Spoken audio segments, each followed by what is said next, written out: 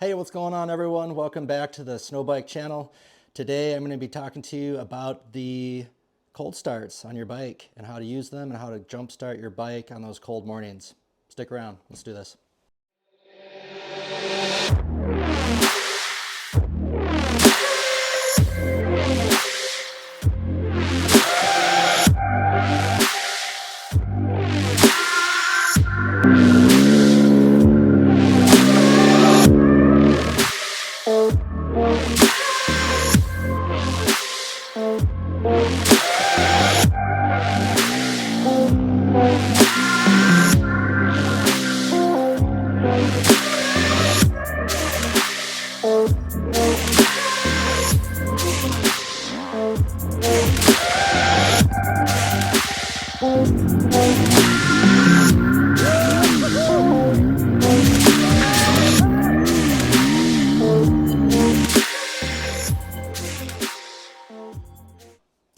All right, so if you're new to the sport of snowbiking and you throw your snow bike in the back of your truck and head out to the mountain, there's going to come a time and a place when you realize that you need to jump start your bike. And that's just kind of the industry standard, to have a jump pack and to be able to jump your bike. On cold mornings, when these are in the back of our trucks, they get wicked cold, and the only way you're going to start them is using a jump pack. And there's a lot of different jump packs out there. I like the Noco brand. They're a little bit bigger and beefier than the others out there, but it's just a brand that I've had for, I don't know, 7 or 8 years now. So they've treated me pretty well. I'll let you know too that there are other tips and tricks out there for you to start your bike. You can replace the stock battery in these, and a lot of the new bikes now are coming standard with lithium batteries. And I used to be a huge naysayer of lithium, and it was only maybe about 2 or 3 years ago that I've sort of changed my tune about lithium batteries. They're really, really good. You just have to learn some of their quirks, and if you're willing to work with those, they're actually great batteries. You can get 2 or 3 seasons out of them. If you are trailering your bike in a heated trailer, you're probably not going to have to jump start your bike that often. But for a lot of us, we throw them in the back of our trucks, and jumping them in the morning is kind of standard business. There's some tips and tricks I'm going to show you to make life a lot easier for yourself. And because you're doing this every morning, I don't like to take the seat off of the bikes every time. And so Noco makes a really nice dongle that you add to your battery. And it's got a nice little lead that runs down to the side of your bike, so that in the morning you can just plug it in, jump it, and get going. So I'll post a picture here what that looks like.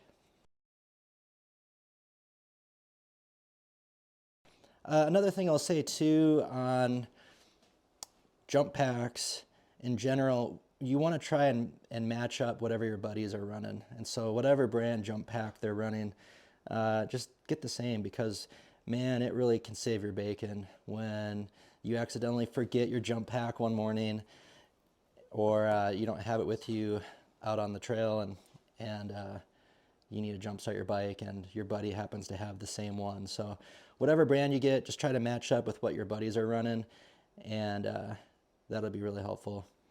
Now, there are some days when it's warmer out, I won't use a jump pack, and if I'm going a short distance from the house, if it's like in the 30s and I'm going within like 30 minutes of the house, I probably won't use a jump pack. I'll just do the standard cold start procedure that KTM recommends for starting the bikes. And all that entails is hitting that cold start button down at the bottom of your throttle body and blipping the start button for a few seconds, and then walking away, and then coming back maybe 30 seconds later, a minute later, doing it again. And all that's doing is actually like energizing and charging your battery. It's not really charging your battery, but it's energizing it and getting those chemicals to react, and it heats up the battery enough where those chemical reactions become better and better and better. And so this might take 2 or 3 times on the start to actually get the bike to turn over and start.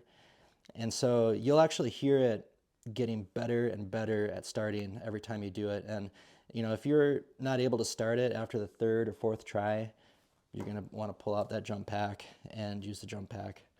So I'll take you over to the bike. I'll show you what I'm talking about. And I'll also give you a little pro tip there at the end. If you have starting problems, one of the main ones is the starter relay going out. And there's a cool little trick that you can do to get yourself out of the field. I'll show you what that's about. All right, so now that we're over here at the bike, grab my little flashlight. If you can see it down there, that yellow knob is your cold start button. And there's a red knob on here as well for your idle, and it's kind of hidden behind this valve cover vent that I made. Can't quite see it. Maybe you can if I move it. There it is. Anyways, so down there, that yellow one is the cold start knob. And in the mornings, what you're going to do, set this down, is reach in here, click it in, you'll hear it click. You'll actually see your throttle being pulled back a little bit. And to disengage that, you just simply roll the throttle forward.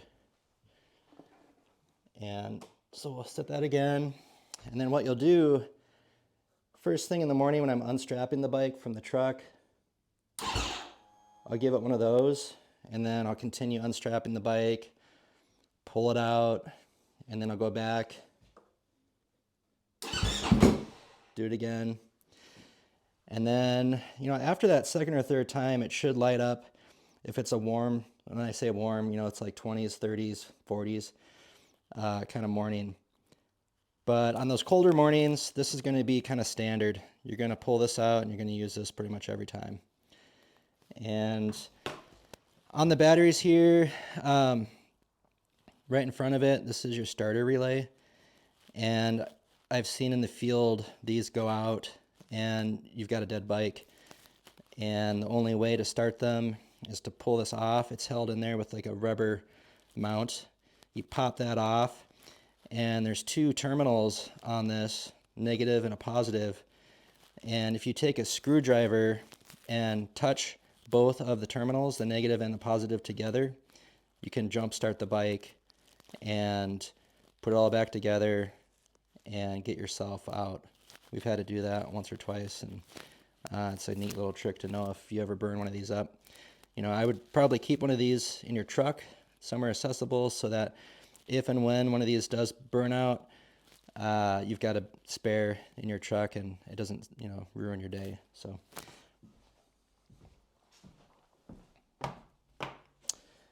so one other thing with that Noco dongle is it's pretty slick, because if you buy this dongle, it'll come with this adapter piece.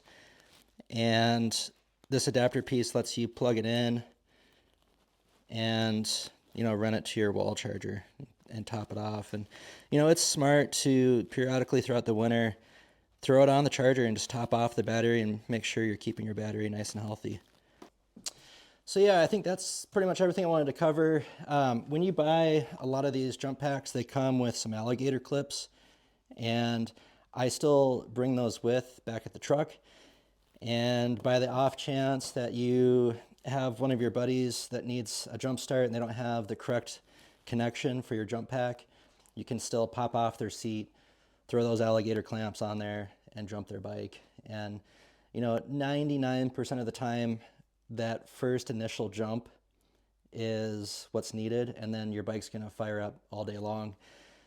The exception to that is, if you take an extended lunch, you're out there and you're riding, you park the bikes, and you're maybe away from it for 30 minutes or more, and you come back to it, and if it's really cold, that bike might not want to start. And so having these jump packs around is kind of critical.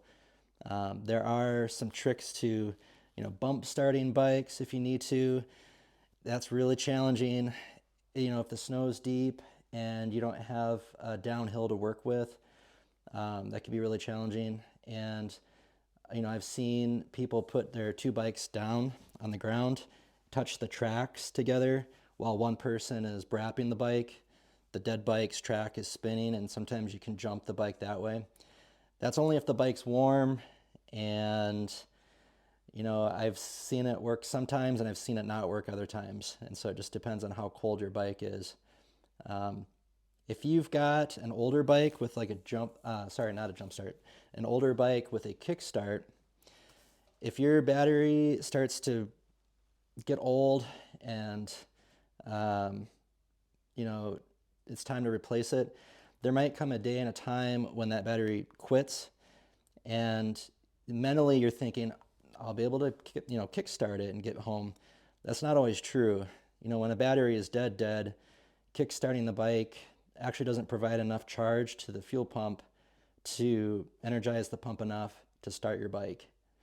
And there's some really cool videos out there showing you how to make your own capacitors. Interestingly enough, that they actually started putting those small capacitors in these new KTMs, the 23 and up. And all that's allowing, when you kickstart the bike, it provides a pulse of energy to the capacitor, just enough where it can amplify it and make your fuel pump work for a very short amount of time, just enough to start the bike. And so if you've got an older bike, that's something that you might want to think about. There's some awesome videos out there showing you how to make them, and they, you know, to make your own probably cost about 10, 15 bucks. And they look like a large double D battery, and you add some wires to them, solder it. You can take plasti dip the whole thing so it's coated and covered and won't rust, and then carry it with you. And if you have to use it, you just simply add the two leads from the capacitor, the negative and positive, onto your battery. Put everything back together, and then if you've got a kickstart, that'll get you home. So something to think about. These are just all things that I've seen, learned, used in the past, and I understand that everybody has, you know, different bikes and different starting methods, but thought this would be helpful. So hope you enjoyed it, and again, trying to build the channel up. Sure appreciate your support. Think about subscribing, and happy brapping. Till next time.